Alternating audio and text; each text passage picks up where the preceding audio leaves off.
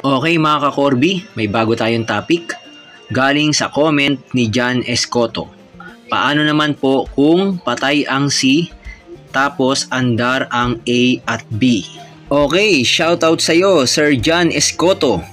Maraming salamat at yung comment mo naman ang gagawan natin ng diagram.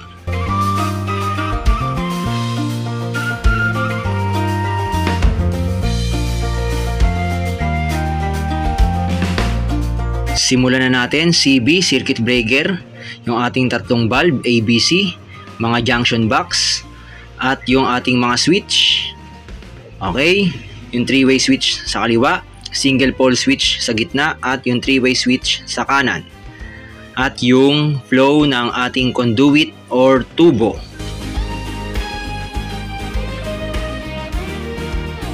Okay, bibigyan natin ng senaryo yung comment ni Sir John Escoto. Ito yung gagawin natin. Actual wiring diagram of 3 bulbs. Bulb A and B connected in parallel, controlled by 2 3-way switch. And bulb C controlled by single pole switch. So sa ating screen, so nakikita nyo, yung bulb A at B connected in parallel at kinokontrol ng dalawang 3-way switch. Next, yung bulb C naman, okay, bulb C ay kinokontrol ng single pole switch. So yan yung gustong malaman ni Sir John Escoto kung paano ang actual wiring diagram. At ngayon, pwede na tayo mag-proceed sa ating diagram. Diretso na tayo, line 1 source connected sa line 1 load ng bulb letter A at line 1 load ng bulb letter B. Next, line 2 load ng bulb letter A at line 2 load ng bulb letter B ay i-connect natin sa common terminal ng 3-way switch na nasa kanan. Okay, next, yung ating mga traveler ay i-connect natin sa traveler ng 3-way switch na nasa kaliwa. So isang diretso lang yung ating mga traveler. Ayan.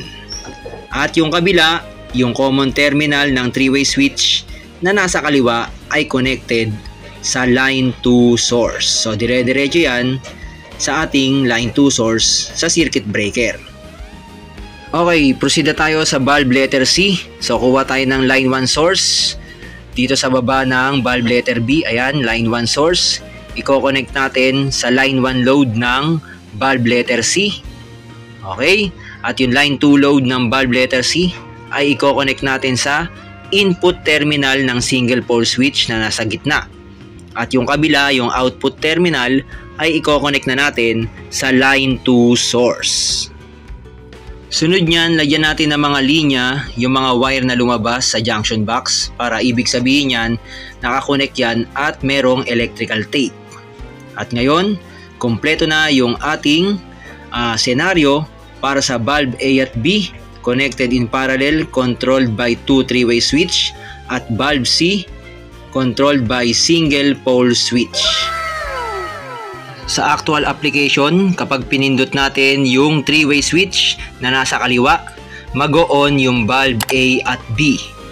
At kapag pinindot natin yung 3-way switch na nasa kanan, mag-off yung bulb A at B.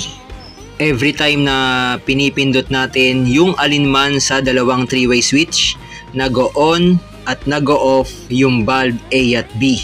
Ibig sabihin nito, yung bulb A at B ay kinokontrol ng dalawang 3-way switch sa magkaibang lokasyon. At kapag pinindot natin yung single pole switch na nasa gitna, mag-on yung bulb C. Ibig sabihin nito, single location lang yung kumokontrol sa bulb C. Again, ito na yung kabuuan ng ating actual wiring diagram para sa ating senaryong bulb A at B connected in parallel, controlled by 2 3-way switch, and bulb C controlled by single pole switch. Sa actual installation, pwedeng nyo na itong gamitin.